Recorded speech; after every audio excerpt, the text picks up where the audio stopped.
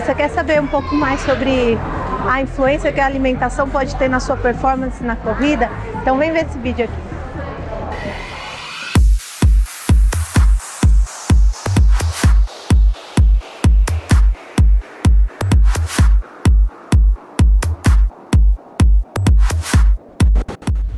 A partir da gordura que a gente produz as membranas das nossas células, inclusive das fibras musculares, que a gente produz os hormônios esteroidais, que a gente consegue a absorção de algumas vitaminas.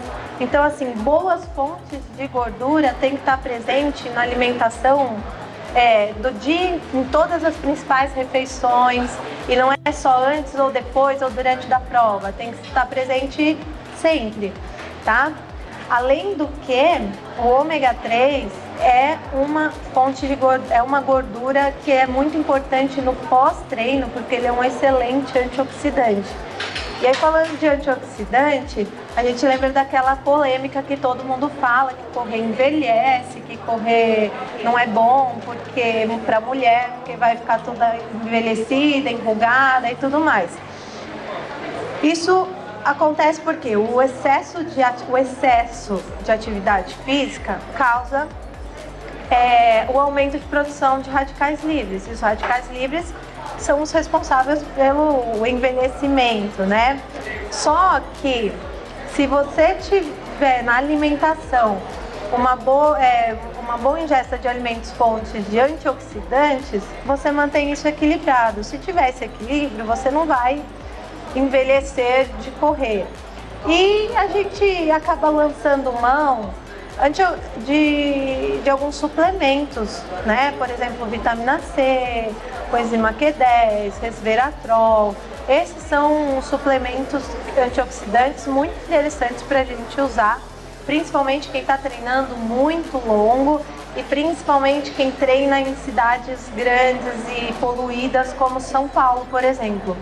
A produção de radicais livres por quem pratica atividade física ao ar livre nas cidades mais poluídas é muito maior do que quem pratica atividade física na praia, por exemplo, ou no campo, sem a presença dos poluentes que a gente tem aqui no ar. Então, essa é a grande questão de correr envelhece. Se você tiver na alimentação, na suplementação, antioxidantes, e tiver ali equilibrado a quantidade de radicais livres que você produz com a quantidade de antioxidante que você consome, não vai ter nenhum problema maior. Outra coisa que a gente precisa prestar um pouquinho mais de atenção também é na anemia do corredor. E isso é muito mais comum nas mulheres e em vegetarianos, que acabam tendo uma ingesta um pouco comprometida de fontes de ferro. É uma das coisas que podem diminuir e comprometer muito a sua performance e seu rendimento. Então, quando você está treinando para uma maratona, uma meia maratona, é muito importante que você realmente tenha um acompanhamento com um nutricionista, com um médico endocrinologista, um médico do esporte, que vá fazer alguns exames e acompanhar, porque o excesso de atividade física faz você perder ferro. A gente naturalmente perde ferro pelas fezes, tem a hemólise natural que acontece com todo mundo, e a gente perde ferro no suor também. Então, se você chegar nesse ponto de ter a anemia, a sua performance, seu rendimento vai cair muito. Você precisa tratar. Tem as fontes de ferro na alimentação, tem que ter uma atenção especial, porque se você consumir ferro junto com cafeína, o ferro não é absorvido. Então, às vezes a gente lê muita coisa, mas parece, a cafeína é legal antes do treino. É legal. Mas se você tem uma anemia, talvez não seja tão interessante você ficar consumindo tanta cafeína, porque vai diminuir ainda mais a sua absorção de ferro. Sempre que você for comer algum alimento fonte de ferro, você tem que ter vitamina C junto. Pode ser em cápsula, pode ser de alimentos fontes de vitamina C, porque a vitamina C ajuda a melhorar a absorção do ferro no trato gastrointestinal.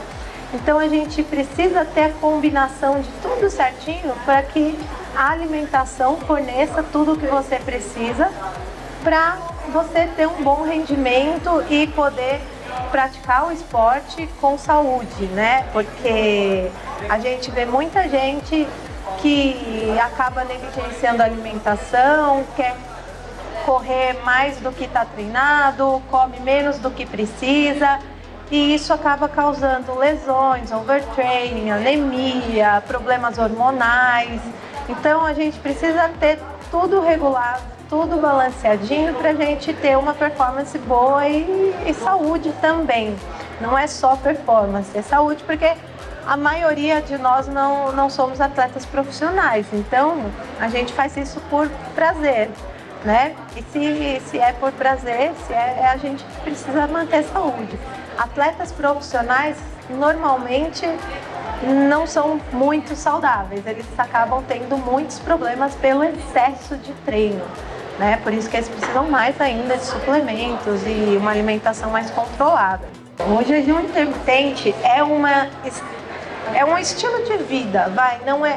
As pessoas confundem muito achando que jejum intermitente é uma dieta para emagrecer. Não é. Não é, porque tem gente que faz jejum intermitente, fica 16 horas sem comer e no período de alimentação ele come 3.000 calorias. Então, está fazendo um jejum prolongado, mas mesmo assim você está consumindo muitas calorias e não vai te fazer emagrecer. A questão do jejum intermitente é que ele tem que se encaixar na sua rotina, principalmente na sua rotina de treinos. Treinar em jejum não é interessante, principalmente se você está treinando com o intuito de performance, tá? Se você faz um treino longo ou um treino muito intenso em jejum, o que vai acontecer é que você vai catabolizar. É aquela história que eu falei. A proteína, ela é direcionada para formar fibras musculares.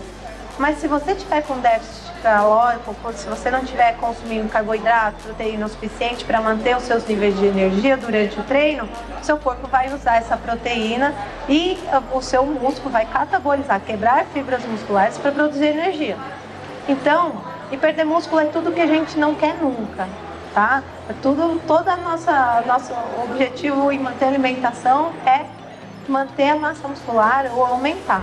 Então, treinar em jejum acaba causando isso. Treinar treinos longos e treinos intensos em jejum vão causar um catabolismo maior. Então, se você quer fazer jejum intermitente e correr, você tem que encaixar isso com o período que você vai fazer jejum. Provavelmente você não vai poder treinar de manhã. Então, você pode treinar, deixar para você treinar no período que você estiver ali se alimentando. Tá? Até dá para fazer jejum intermitente treinando muito, só que não vai dar para você treinar no período de jejum. Isso que é a questão. Por isso que, se você quer fazer essa estratégia nutricional, você tem que ter um acompanhamento de um médico e de um nutricionista que saiba fazer o esquema do jejum intermitente para que isso funcione legal sem te causar nenhum prejuízo, né? Tem alguma dúvida? Os isotônicos, eles têm mais sódio e potássio, tá? Não tem muito cálcio. E o que a gente fala para fazer um carregamento antes é no dia anterior da prova. Então, eu não sei se você já viu aqueles... tem do Dagu, tem Danum, que são os tabletezinhos efervescentes que o pessoal coloca na água. Normalmente a gente indica usar 2 desses no dia anterior da prova, cada um com meio litro de água. Então, não é o suficiente para te causar nenhum dano renal. Inclusive, também outra dúvida que tem muito é da quantidade de proteína que se consome, de usar o whey, não vai sobrecarregar os rins, nem nada disso. Para uma pessoa que treina todos os dias, pelo menos 1 hora por dia, você pode consumir entre 1,5 a 2 gramas de proteína por quilo por dia. É bastante. Você teria que, para atingir esse valor, você teria que comer muito. Porque não é...